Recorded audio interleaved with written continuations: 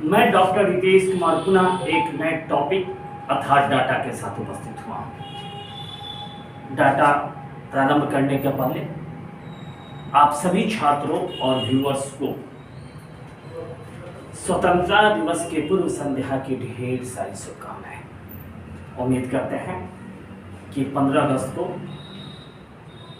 काफी उल्लास के साथ आप स्वतंत्रता दिवस को मनाएं और देश की आजादी में महत्वपूर्ण योगदान देने वाले सभी लोग के प्रति पुष्प अर्पित करें।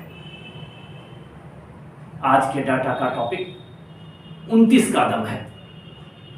YouTube के इतिहास में इस टॉपिक से अभी तक कोई डाटा या मैटर का उल्लेख आपको नहीं मिलेगा।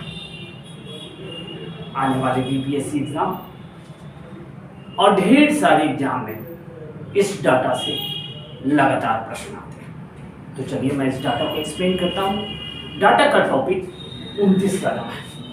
यहां आपको 2-3 चीज समझना है। वैसे तमाम प्रश्न जिसमें 29 का जिक्र हुआ है वे सारे प्रश्न इसमें संकलित हैं। जैसे मनुष्य के खोपड़ी में हड्डी की संख्या कितनी होती है? 29 होती है। पंचायती राज विषय में कुल कितने विषय का उल्लेख है? तो 29 विषय का उल्लेख है। ठीक उसी प्रकार अनुच्छेद 29 क्या है? तो अल्पसंख्यक वर्गों के हितों की रक्षा का उल्लेख किस अनुच्छेद में है? तो अनुच्छेद 29 में। जब हम इस 29 को 129 में ले जाते हैं अर्थात अनुच्छेद 129 क्या है?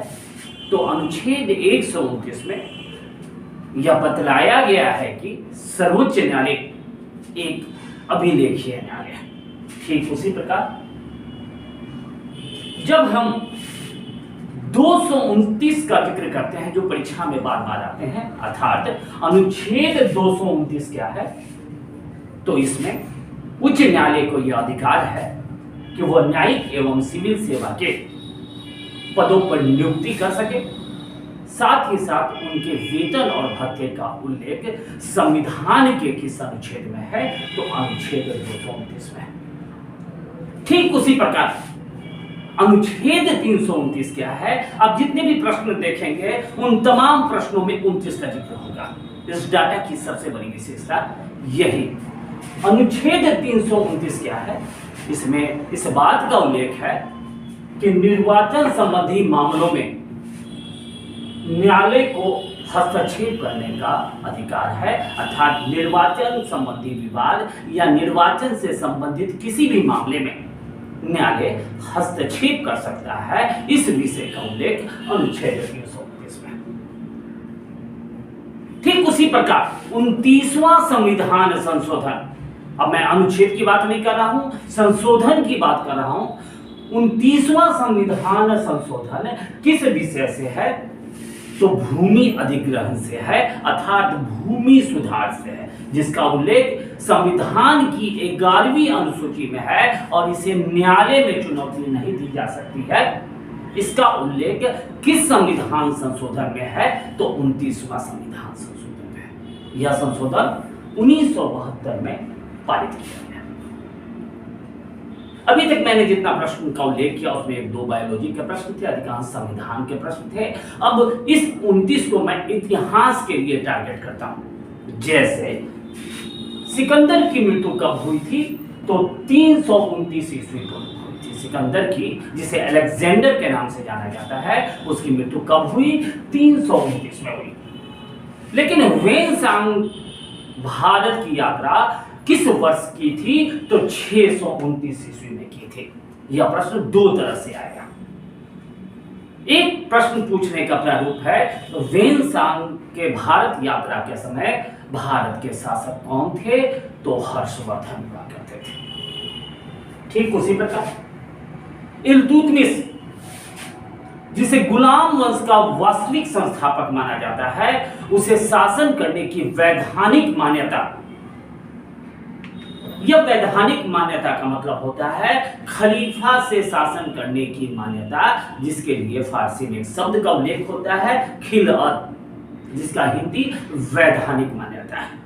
अर्थात इल्तुतमिश को भारत में शासन करने की वैधानिक मान्यता किस वर्ष मिली? तो 1229 में मिली। असफलताओं के राजकुमार कहे जाने वाले मोहम्मद बिन तुगलक के द्वारा सांकेतिक मुद्रा का प्रचलन किस वर्ष किया गया? तो 1329 और 30। 1329 से लेकर 1330 के बीच में मोहम्मद बिन तुगलक, जिसे हम पागल सुल्तान के नाम से भी जानते हैं, असफलताओं के राजकुमार के नाम से भी जानते हैं, रक्त पिपासु के नाम से भी जानते हैं, इनके द्वारा सांकेतिक मुद्रा की शुरुआत कब की गई? 1339 में की गई। लेकिन घाघरा का युद्ध कब हुआ? तो घाघरा का युद्ध 1529 ईस्वी में हुआ।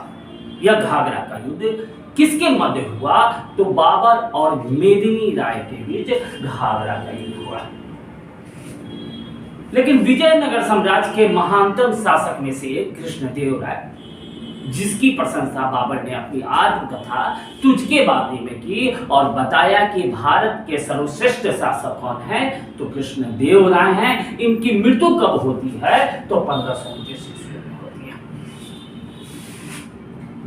भारत में सती प्रथा पे प्रतिबंध, अर्थात सती प्रथा को गैर कानूनी किस वर्ष घोषित किया गया? तो 1829 में लॉर्ड विलियम बेंटिंक के द्वारा सती प्रथा को गैर कानूनी अर्थात इलीगल, अवैध घोषित कर दिया गया। लॉर्ड विलियम बेंटिंक के द्वारा यह प्रतिबंध लगाने के पीछे किसका सर्वाधिक हस्तक्षेप था, या किसके प्रभाव से लॉर्ड विलियम बेंटिंक ने सती प्रथा को अवैध घोषित कर दिया? तो राजा राम मोहन राय के प्रभाव से सती प्रथा पर 1829 में उन्होंने प्रतिबंध लगा दिया। कांग्रेस के कई अधिवेशन लाहौर में हुए हैं, लेकिन लाहौर में होने वाले सबसे महत्वपूर्ण अधिवेशन किसे माना जाता है? तो 1929 में होने वाले लाहौर अधिवेशन को कांग्रेस का सबसे महत्वपूर्ण अधिवेशन माना जाता है, जो लाहौर में हुआ। 1929 में लाहौर अधिवेशन की अध्यक्षता किसके द्वारा की गई? तो पंडित जवाहरलाल नेहरू के द्वारा की गई, जिसमें पूर्ण स्वराज्य का नारा दिया गया था। लेकिन भारतीय राष्ट्रीय आंदोलन में 1929 से एक और महत्वपूर्ण घटना घटी। लाहौर षड्यंत्र किस वर्ष हुआ था? तो 1929 में हुआ था।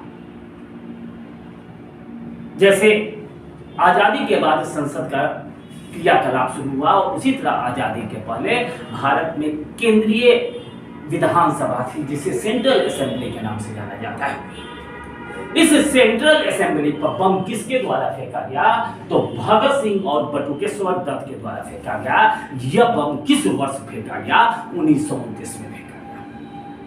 लेकिन जनरली पीसीएस के एग्जाम में आपसे पूछा जाएगा कि बटुकेश्वर दत्त और भगत सिंह ने जो सेंट्रल असेंबली पर बम फेंका था, वो किस घटना के कारण फेंका था? तो सेफ्टी बिल के विरोध में फेंका था। यहाँ एक चीज और आपको ध्यान में रखना है, सरदार वल्लभ भाई पटेल के भाई विठल भाई पटेल उस समय केंद्रीय असेंबली अर्थात सेंट्रल असेंबली के क्या थे? अध्यक्ष हुआ करते थे।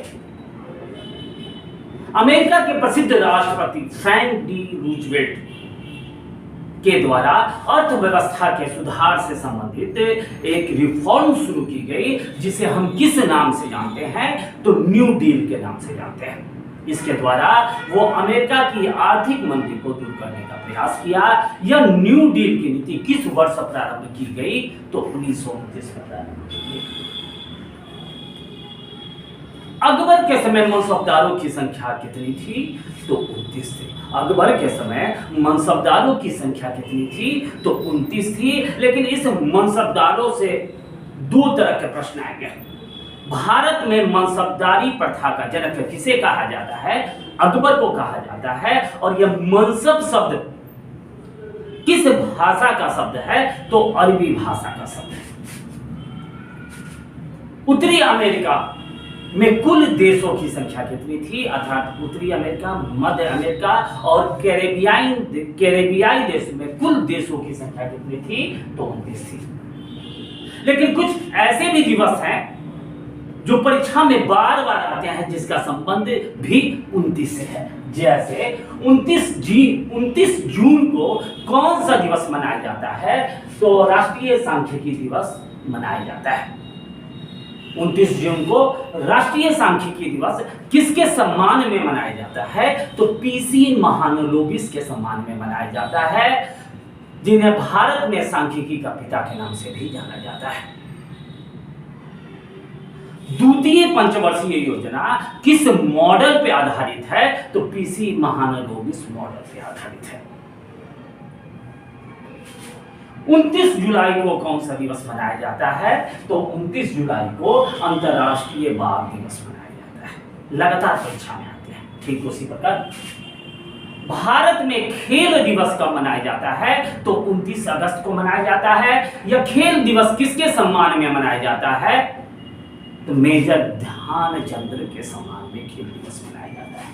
ठीक उसी प्रकार 29 दिसंबर को कौन सा दिवस मनाया जाता है, तो 29 दिसंबर को जैव विविधता बायोडाइवर्सिटी दिवस मनाया जाता है।